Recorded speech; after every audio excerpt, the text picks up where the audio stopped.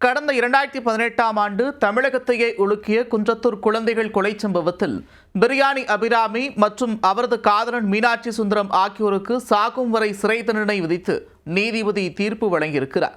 தீர்ப்பின் விவரம் என்ன? சிறிதும் மனசாட்சியின்றி பெற்ற குழந்தைகளை கொன்றுவிட்டு பிரியாணி கடை காதலனுடன் தப்பியோட முயன்ற அபிராமியை யாரும் மறந்திருக்க முடியாது. தமிழகத்தையே உலுக்கி எடுத்த இந்த கொலை வழக்கில் 7 ஆண்டுகளுக்கு பின் தற்பொழுது அதிரடி தீர்ப்பு வழங்கப்பட்டுள்ளது. நீதிமன்றம் வழங்கிய தீர்ப்பை கேட்டு குற்றவாளிகள் இருவரும் கத்தி கதறி அழுதுள்ளனர். நீதிபதி வழங்கிய அதிரடி தீர்ப்பு விவரம் என்ன?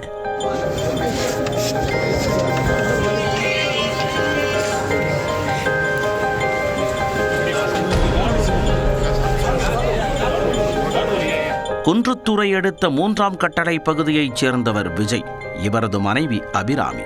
விஜய் தனியார் வங்கி ஒன்றில் பணியாற்றி வந்தார்.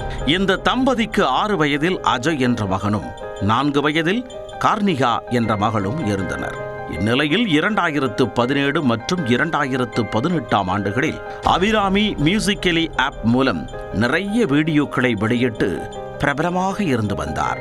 இந்த நிலையில் கடந்த 2018ஆம் ஆண்டு ஆகஸ்ட் 31ஆம் தேதி பணி அதிகம் இருந்ததால் விஜய் அன்று இரவு அலுவலகத்திலேயே தங்கிவிட்டார். மறுநாள் செப்டம்பர் 1ஆம் தேதி காலை வீட்டிற்கு வந்தபோது கதவு மூடப்பட்டிருந்ததால் மாமியார் வீட்டிற்கு சென்று பார்த்திருக்கிறார். அங்கும் அபிராமி செல்லவில்லை என்பது தெரிய வந்த நிலையில் மீண்டும் வீட்டிற்கு சென்று பார்த்தபோது கதவு திறந்து கிடந்துள்ளது. உள்ளே சென்று பார்த்தவருக்கு அதிர்ச்சி காத்திருந்தது. அங்கு அவரது 2 குழந்தைகளும் வாயில் நுரை தள்ளிய நிலையில் படுக்கையில் விழுந்து கிடந்தனர். அதிர்ச்சியில் உறைந்து போன விஜய் 2 குழந்தைகளையும் தூக்கிக் கொண்டு மருத்துவமனைக்கு கொண்டு சென்றபோது அவர்கள் இருவரும் ஏற்கனவே இறந்துவிட்டது தெரிய வந்தது. இது குறித்து குன்றத்தூர் போலீசாரிடம் விஜய் அளித்த புகாரின் பேரில் அவர்கள் விசாரணையை தொடங்கினர். விசாரணையில் பல்வேறு திடுக்கிடும் தகவல்கள் அடுத்தடுத்து வெளியாகி தமிழகத்தையே அதிர்ச்சியில் உறைய வைத்தது. விஜய் தனது குடும்பத்தினருடன் வீட்டருகே உள்ள பிரியாணி கடைக்கு அடிக்கடி சென்று உணவு சாப்பிட்டு வருவது வழக்கம். அந்த கடையின் பிரியாணி சுவை அபிராமிக்கு பிடித்து போக தனது கணவர் வீட்டில் இல்லாத நேரங்களில் கடைக்கு போன் செய்து பிரியாணியை ஆர்டர் செய்ய ஆரம்பித்தார். அப்போது அபிராமியின் வீட்டிற்கு மீனாட்சி சுந்தரம் என்பவர்தான் பிரியாணியை நேரில் வந்து கொடுத்து செல்வார். அடிக்கடி பிரியாணி வாங்கும் போது சுந்தரத்துடன் அபிராமிக்கு நெருக்கமான பழக்கம் ஏற்பட்டுள்ளது. இவர்களது பழக்கம் நாளடைவில் கள்ள காதலாக மாறிவிட்டது. காதலன் சுந்தரத்திற்காக அபிராமி தனது குழந்தைகள் மற்றும் கணவரை விட்டுவிட்டு சில வாரங்கள் அவருடன் சென்று விட்டதாக கூறப்படுகிறது. அதன் பின்னர் அபிராமியை தேடி கண்டுபிடித்த குடும்பத்தினர், உனக்கு திருமணம் நடைபெற்று விட்டது, குழந்தைகளும் இருக்கிறார்கள், இதுபோன்ற தவறான பாதைக்கு செல்லாதே என அறிவுரை கூறி மீண்டும் அழைத்து வந்து விஜயுடன் சேர்த்து வைத்துள்ளனர். ஆனால் காதலன் சுந்தரத்தின் நினைவிலேயே அபிராமி இருந்துள்ளார்.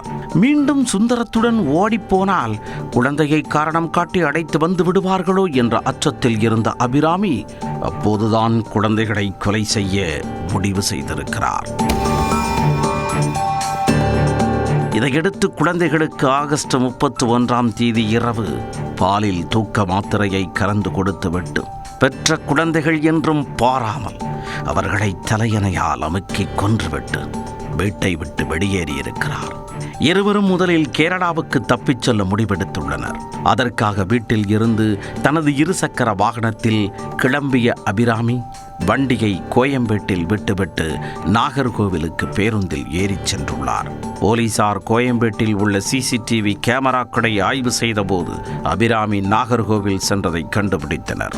இதற்கு நடுவே குழந்தைகள் கொல்லப்பட்ட சம்பவம் விஸ்வரூபம் எடுத்த நிலையில் காதலன் மீனாட்சி சுந்தரத்தை போலீசார் அதிரடியாக கைது செய்தனர். அவரிடம் அபிராமிக்கு போன் செய்து எங்கிருக்கிறார் என கேள் என்று சொல்லியிருக்கிறார்கள். போலீசாரின் கிடுக்குப்பிடி வளையத்தில் சிக்கிய சுந்தரம் போலீசாரின் அறிவுறுத்தலின் பேரில் அபிராமிக்கு போன் செய்து எங்கிருக்கிறாய் என கேட்க அவரும் குற்ற உணர்வு துளியும் இல்லாமல் நான் நாகர்கோவில் இருக்கிறேன் என கூறியிருக்கிறார். உடனே கிளம்பி வா, நாம் இருவரும் கேரளாவுக்கு போய்விடலாம் என்று தனது இருப்பிடத்தை கூறியிருக்கிறார். இதையடுத்து நாகர்கோவில் விரைந்த தனிப்படை போலீசார் சுந்தரத்துடன் சென்று அபிராமியை கைது செய்து அழைத்து வந்தனர்.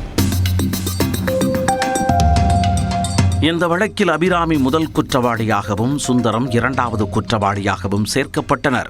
இருவரும் கடந்த 7 ஆண்டுகளாக புழல் சிறையில் இருந்து வருகிறார்கள். இவர்களது வழக்கு செங்கல்பட்டு மகிழா நீதிமன்றத்தில் நடைபெற்று வந்தது.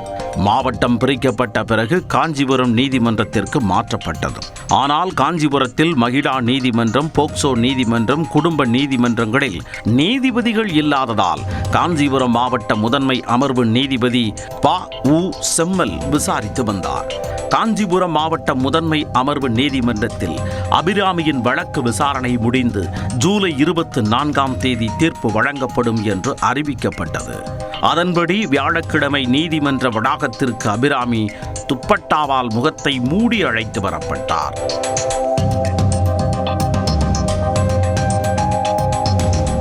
ஏன் குற்றவாளிக்கு துப்பட்டாவை வழங்கினார்கள் என காவலர்களை பார்த்து நீதிபதி கோபத்துடன் கேள்வி எழுப்பினார்.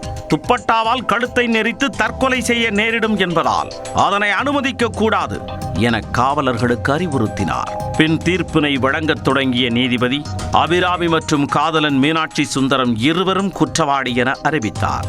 ஏற்கனவே 7 ஆண்டுகள் சிறையில் இருப்பதால் குறைந்தபட்ச தண்டனை வழங்குமாறு அபிராமி மற்றும் மீனாட்சி சுந்தரம் தரப்பில் கோரிக்கை வைக்கப்பட்டது. அதனை நிராகரித்த நீதிபதி இருவரும் சேர்ந்து செய்த குற்றத்தை வைத்து பார்க்கும்போது இருவருக்கும் ஆயுள் தண்டனை மட்டும் வழங்கினால் போதுமானதாக இல்லை என கருத்து தெரிவித்தார். இருவருக்கும் இறுதி மூச்சு உள்ளவரை வாழ்நாள் சிறை தண்டனை விதிக்கப்படுவதாக அதிரடி தீர்ப்பை அறிவித்தார்.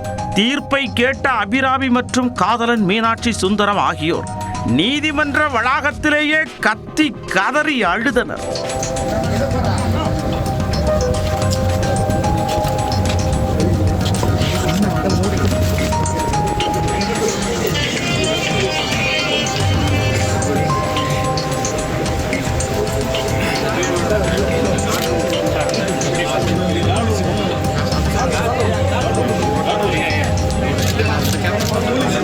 காதலனுக்காக 2 குழந்தைகளை பெற்ற தாயே கொலை செய்த வழக்கில் 7 ஆண்டுகளுக்கு பின் வழங்கப்பட்ட இந்த அதிரடி தீர்ப்பால் காஞ்சிபுரம் நீதிமன்ற வளாகமே பரபரப்புடன் காணப்பட்டது.